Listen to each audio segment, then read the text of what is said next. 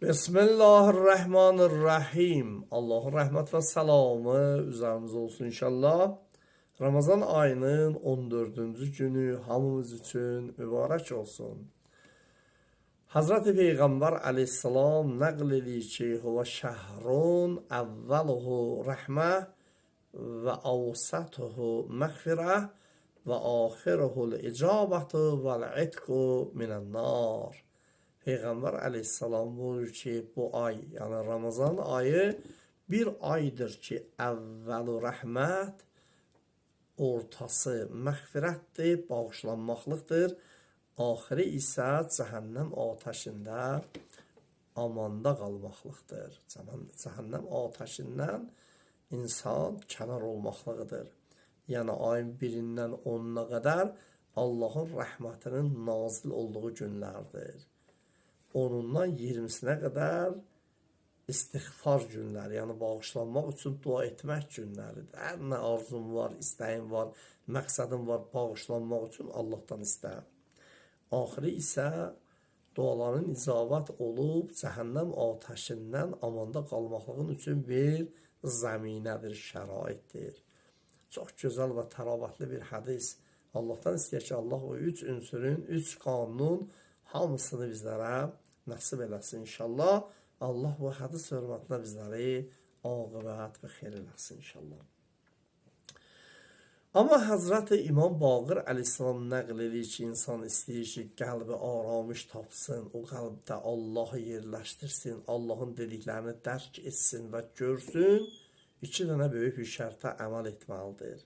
Onlardan biri əs-siyamu vəl-həccu təskinul qulub. Yəni, hər bir kəs istəyirsə, qəlbi aramış tapsın, həccə geçsin və oruç tutsun. Bu 2 insanın qəlbləri aramış tapar, Allahı dərk eləyər. Allahdan istəyir ki, Allah bizim də qəlbimizi aramış tapan qəlblərdən qərar versin inşallah. Amma oruçluğun hökmü, oruçluq ayında dedik ki, insan çox şeylərə diqqət etməlidir. Rəftarına, yatmağına, durmağına, yeməyinə, baxışına, oturuşuna. Çünki Allah bir bəhanə axtarır ki, bu ayda bəndəsini bağışlasın. İnşallah bir cür edək ki, biz də bağışlanan bəndələrdən olaq. Bugünkü mövzumuz orucu batıl edənlərdir. Orucu batıl edənlər 9 dənədir. Əlbəttə, bunu əvvəldə qeyd etmək istəyirəm ki, hər o şey ki, qəsdən etsən, orucu batıl edər. Amma bir şeylər ki, ixtiyarsız olsa, səhvən olsa, orucu batıl etməz. Bunu da inşallah mövzuların içində izahatını verəcək inşallah. Orucu batıl edənlər 9 dənədir. Onlardan biri yemək və içməkdir. Yəni, insan hər nə istəyir, xırda olsun, yekə olsun, az olsun, çox olsun. Yesə, içsə, orucu batıl olar. İkincisi, qəsdən qusmaqlıqdır. Qəsdən qusmaqlıqdır. Bəzi insanlar var, görürsən ki, bir bəhanə edir, əlini ağzına soxur, ya bir işlər görür ki, qusur, o qusmaqlıq orucu batıl edər. Amma səhvən olsa, soyuq dəymədən olsa, ya birdən ixtiyarsız əyilib qalxanda qussa, oruc batıl olmaz.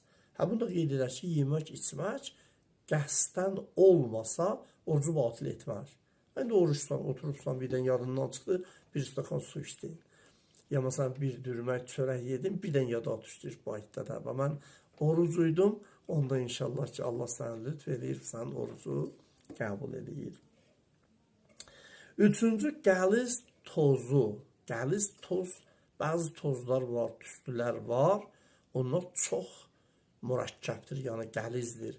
Onları hülqumdan aşağı aparsan, orucu batıl edər. Həmin də ağız boşluğuna girsə, eşiyə atsan, burun boşluğuna girsə, eşiyə atsan, orucu batıl etməz. O hülqumdan aşağı girsə, orucu batıl edər ki, diqqət etmək lazımdır. 4-cü, cinsi əlaqəyə girməklik. İstəyir nəuzubillah, nəstəzirbillah, günah iş olsun, istəyir öz halalın olsun. Oruçluğun günündə cinsi əlaqəyə girməklik orucu batıl edər. Beşinci, səhərə qədər cənabətli, heyzli, nifaslı qalmaqdır. Yəni bir insanın əgər heyz müddəti qurtarıbdırsa, ya nifas müddəti qurtarıbdırsa, ya boynuna cənabət xüsusiyyət gəlibdirsə, sübh əzanına qədər onun təklifi iki cürdür. Ya su tapıb qusl etməlidir, su da tapa bilmirsə, torpaqdan təyəmmüm etməlidir. Bu ikisini edərsə orucu düzdür. Yox, bunları etməzsə, sübh əzanını cənabətli, heyzli, nifaslı dərk etsə, orucu batildir. Altıncı, Allah adına, Peyğəmbər adına, məsum adına yalan danışar. Məsələn, bazarda oturanlar çox diqqətli olsunlar. Çünki bəzən görürsən, girirsən bazara, bir dənə pencər satır, Allahı, Peyğəmbəri, dini, imanı hamısını gətirir bazara. Allah haqqı, Peyğəmbər haqqı, din haqqı, bəs bu yalanlar insanın zəhmətini hədər verə bilər və orucunu batil eləyər. Ona görə də Allahın, Peyğəmbərin, məsumların adına yalan danışmayaq inşallah. Bir neçəsi də qaldı, o da növbəti videomuzda inşallah. Allahım, səndən istəyirik ki, səndən tələb istəyirik ki, bizləri bağışla. Atamızı, anamızı bağışla. Şəhid ballarımızın ruhunu şad eylə. Qazilərimizə şəfa inayət elə, onların işlərini həll elə, əsgərlərimizi qoru. Vətənimizdə, ölkəmizdə həmişə əmin-amanlıq, sabitlik bərqərar elə. Ağamız İmam Zaman Əleyhisselamın zuhurunu təcil elə. Allahümmə əccil vəlikəl fərəc. Vəssalamu aleykum və rəhmətullahi və bərəkətuh.